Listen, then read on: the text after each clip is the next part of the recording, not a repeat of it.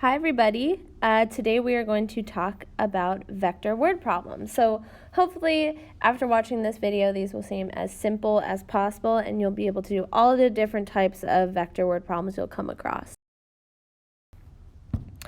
So here is the basic vector information that you need to know or need to be able to do. So the first thing you need to be able to do is you need to know how to write a vector in component form. So if you're trying to write vector W, the way you can do that is by taking the magnitude of vector W and multiplying it by the cosine of theta, which is your direction angle. And then here you have the magnitude of vector W times the sine of your direction angle. So it's pretty straightforward. Magnitude times cosine, magnitude times sine. And here's the symbol for magnitude. Now, if you already know what the component form of your vector is, so let's say it's AB, you can find the magnitude of that vector by taking the square root of a squared plus b squared. So essentially you're finding the distance between this coordinate and the origin, and really it's just the hypotenuse of a right triangle. So this is essentially just Pythagorean theorem, finding the hypotenuse. And if you already know the component form of your vector, you can find your direction angle by setting up a simple trig ratio. So you can say tangent of theta is b over a. Now you do need to be careful when you're doing this because when you're using arctangent, the range of arctangent is between negative pi over 2 and positive pi over 2. So the angle that your calculator tells you is not always going to be your final answer. You have to use a little bit of critical thinking, but we'll go over that in a few of the problems. So there's a few different types of word problems that you commonly see with vectors. You'll see, for example, navigation problems that involve using the components and finding a resultant vector. So that's where you have an airplane with a speed and a direction, and then you have wind with a speed and a direction, and you need to find the resultant vector. You will also have problems with force or tension. So if, for example, you'll see problems where you have something on a ramp and you will either find the weight, which is really just the force of gravity, or the force required to move the object up the ramp. You also might see problems, they're typically called like tug of war problems, where you have multiple forces acting on an object, but that object is not moving. So what do you do there? Then you will also see some work problems where you're calculating the work required to move an object a certain amount of distance. So we're going to be doing problems where the force applied is a different angle than the direction that you're moving the object. So you actually have to project the vector, but it's pretty easy to do. Now just a few quick vector tips. Speed, tension, force, weight, of course, which is the force of gravity. Those all represent the magnitude of your vector. So really if you're drawing a picture and you're given one of those things, that's just the distance of your vector. And then the way you find work is by multiplying the magnitude of your force by the distance. You just have to make sure the force you're using is in the same direction as the way you're moving. Okay, so let's try that first type of problem where you're working with components of vectors and resultant vectors.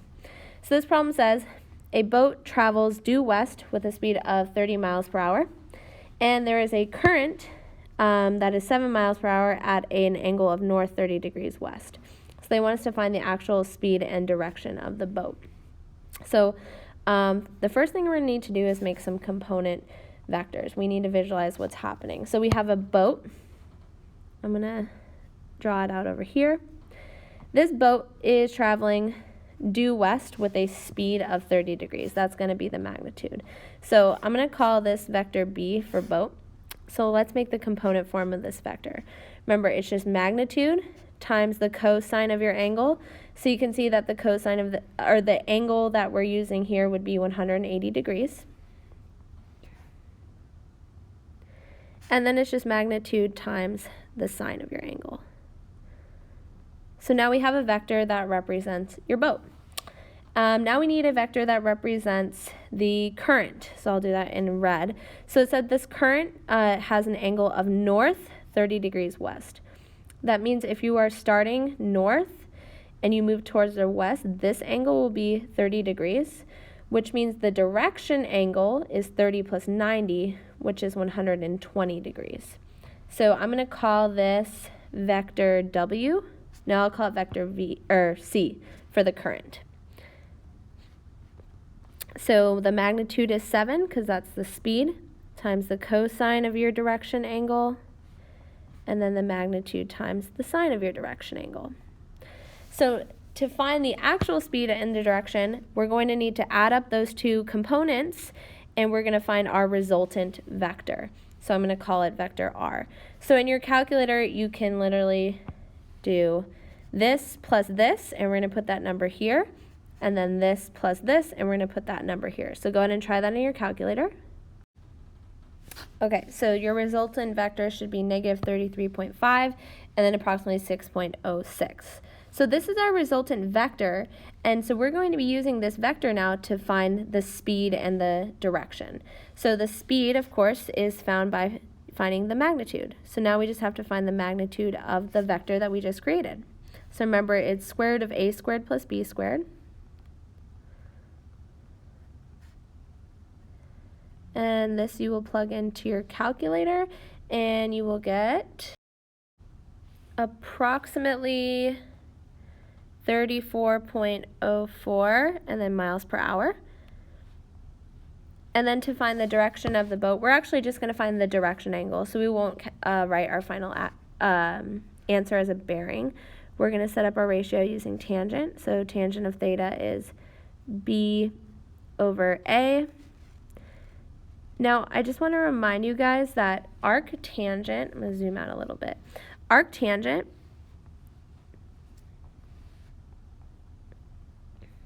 is, the range of arctangent is defined between pi over 2 and negative pi over 2. So since we're taking the arctangent of something negative, we are going to get a negative angle down in quadrant 4. Now, if you look at our problem, remember we are working with this vector. This vector, if you plot that point, is going to be in quadrant 2. So we need to do a little bit of critical thinking because the angle that our calculator tells us is not going to be in quadrant 2. So we're going to need to place it into quadrant 2 after. So let's use arctangent on your calculator to find theta. And you end up with negative 10.25 degrees.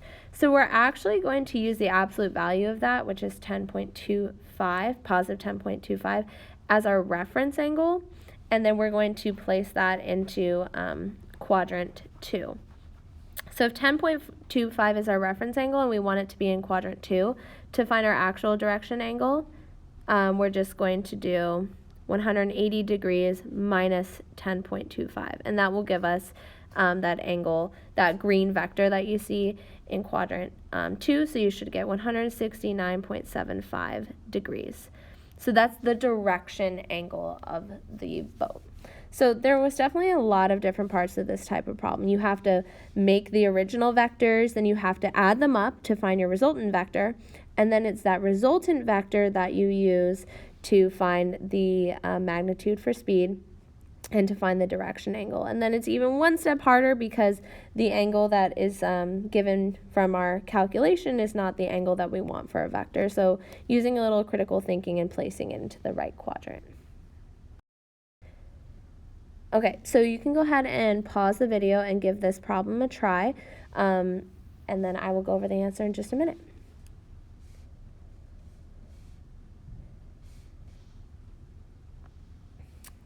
Okay, so here is all the work. So you can see I drew out the vector for the airplane, and I drew out the vector for the wind.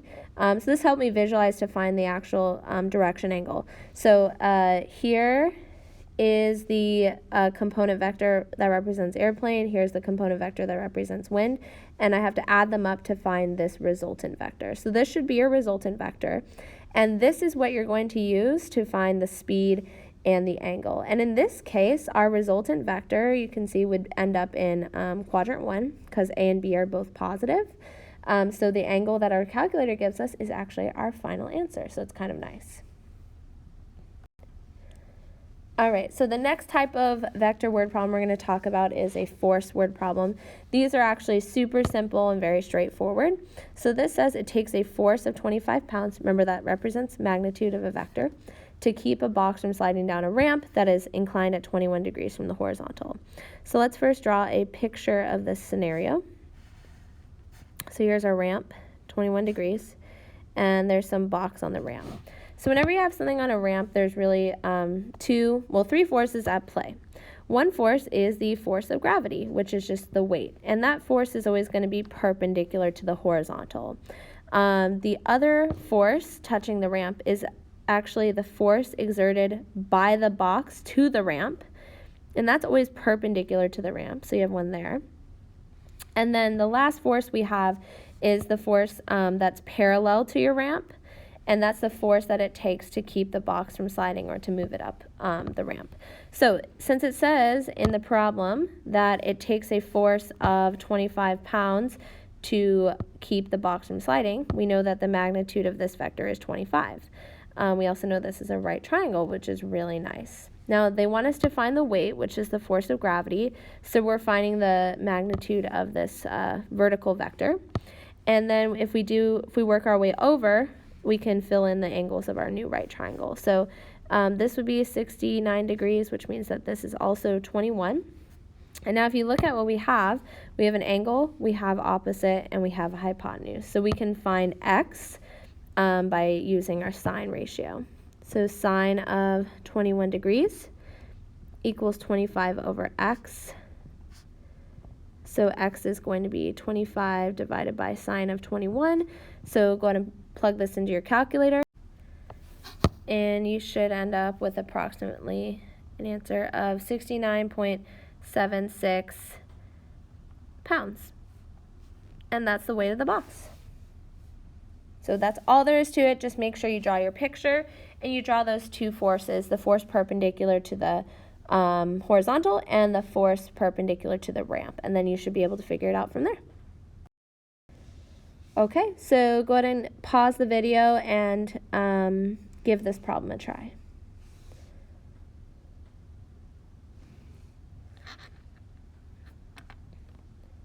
All right, let's check the work here. So here's our ramp. This time we were given the force of gravity, which is the weight. So you can see that the magnitude of this weight vector is 12.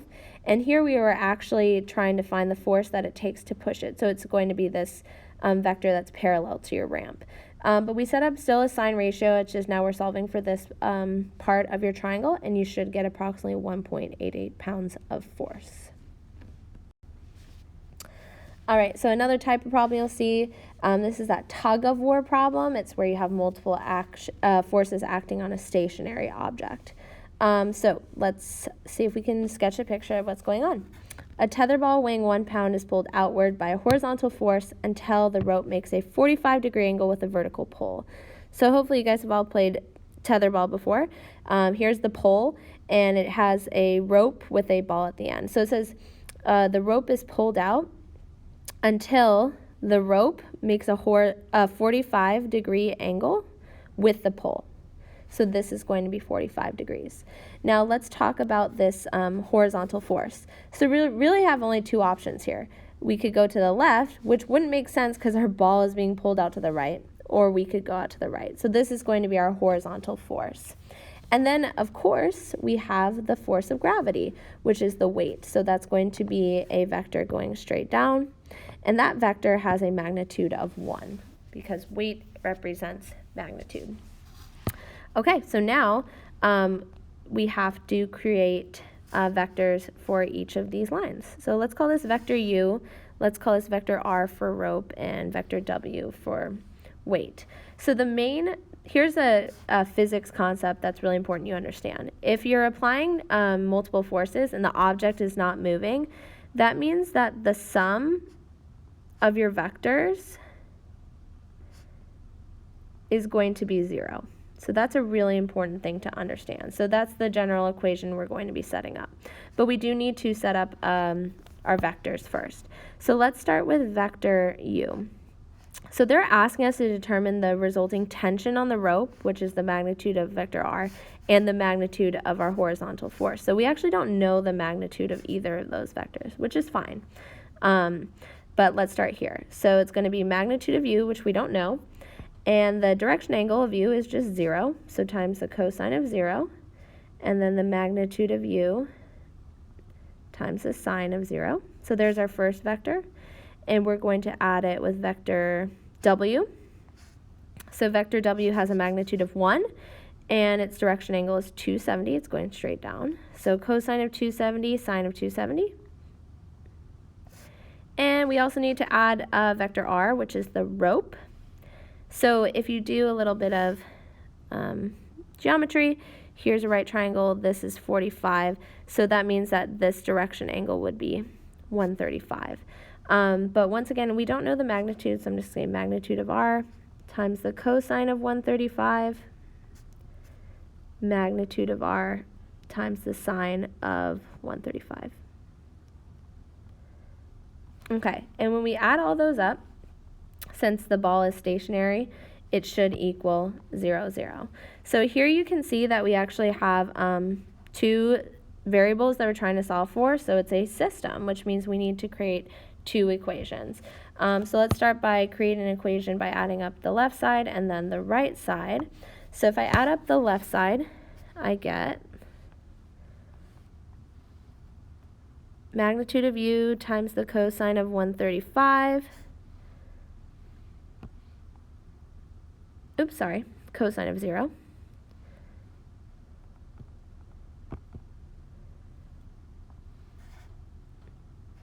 Plus the cosine of 270 plus the magnitude of r times the cosine of 135. And that should all equal 0. And we'll simplify that in a second.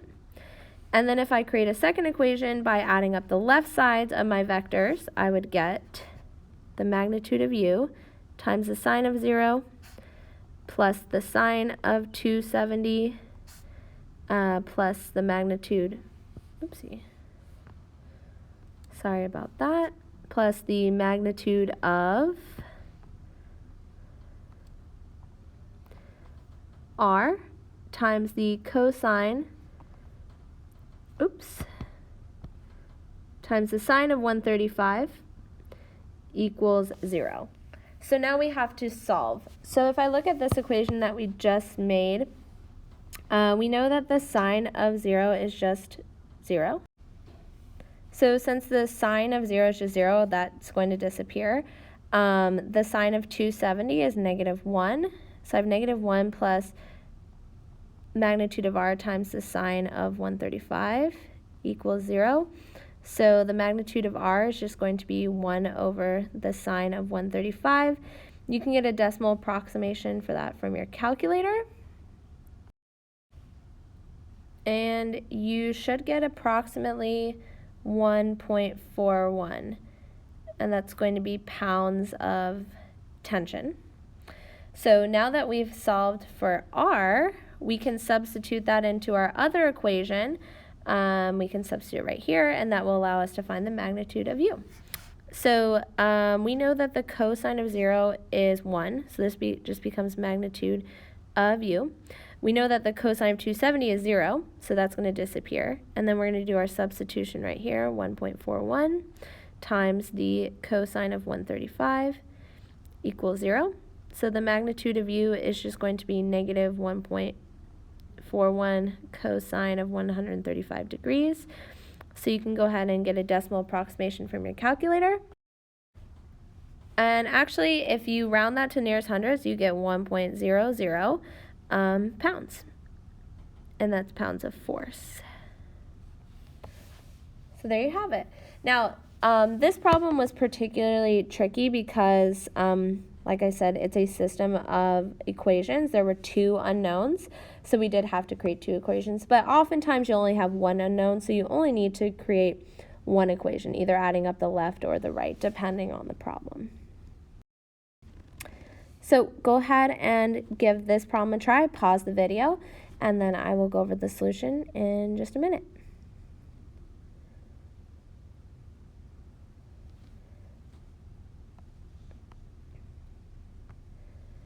Okay, so the first thing to make sure you understand is how to draw this picture. So here, this is the weight. So you can see that I have a vector going straight down, which is the force of gravity or the weight. And then we have two different vectors that make a 20-degree angle from the vertical. So those, I labeled both of their magnitudes x because they're both ropes with the same, they're applying force from the same angle to that weight. So their magnitudes are actually going to be equal. So imagine you're picking up this weight and they're just holding it there. Since the weight is just kind of floating there in air, when you add up those three vectors, the resultant vector should be 0, 0. So the vector for vector u, which I called this one, is x times cosine of 70, x sine of 70. So remember, this is 20 degrees, but we're measuring it from 0 as in a unit circle, so that's how we got 70. And then vector v is x times cosine of 110, which is just 90 plus 20, and then x sine of 110, and then our weight vector, 100 cosine of 270, 100 sine of 270. So here we're only trying to find one thing. We're only trying to find x. So you only need to create one equation. And actually you're going to want to add up the right side. Oops, sorry, I used the wrong word. We want to add up the right side of your vectors, because if you add up the left sides, you actually won't be able to solve, and that's really because this turns to 0 and then there's no way to solve for x. But if you add up the right side of your vectors, you get an equation that you can solve for. So the sine of 270 is negative 1, which turns this into negative 100. So when you add it to the other side, it becomes positive. And then you can see here I factored out x because that's what we're solving for. And then you divide both sides by this, this sum. And if you plug this into your calculator, you get approximately 53.21 pounds. So that's tension. And remember, tension is just the magnitude as well. So this problem is definitely a little tricky in terms of the setup, but being able to make the component vectors and set up the equation should be not too bad. All right, the last type of problem that you're going to see typically is where you're asked to determine the amount of work. Remember, work is just the magnitude of your force times the distance that you are trying to move something. So this says a constant force of 50 pounds exerted at a 30-degree angle is required to slide a desk across the floor. So let's draw this picture. So we're applying a force somewhere on it that makes a 30-degree angle with the horizontal. So the magnitude of that force is 50 pounds. Now, here's the problem. The desk is sliding horizontally, but the force is not horizontal. So what we're going to need to do is we're going to need to project this angled force onto our horizontal, and we want that force. So it's super easy to do. To project a force, you really just create a right triangle. So now this is going to be the projected force that we want to find. So we want to find the magnitude of this part of the force. And it's really easy to do. Look at the information we have. We have the angle, we have adjacent, and we have hypotenuse. So that is going to be cosine. So x is going to be 50 times the cosine of 30 degrees. So let's get a decimal approximation. And so the magnitude of that force is going to be about 43.30 pounds. So to find the work required to move the desk, we're going to use that magnitude. And then all we need to do is multiply it by 15, because that's how far we're trying to move it. And then the decimal approximation for that should be approximately 649.52. Now here's a kind of weird thing about work. The units for this is actually going to be foot-pounds, which makes sense because the magnitude is measured in pounds and the distance is in feet. Now just remember, we can't use the magnitude of the vector at an angle, so you have to project it and you have to find the magnitude of that projected force, which is x. Now all of this can be done using a simple trig ratio, so it's nothing too crazy. You just have to make sure you're using this force, and then you just multiply by the distance. All right, here is the last one for you to try. Pause the video and I'll go over the answer in just a minute.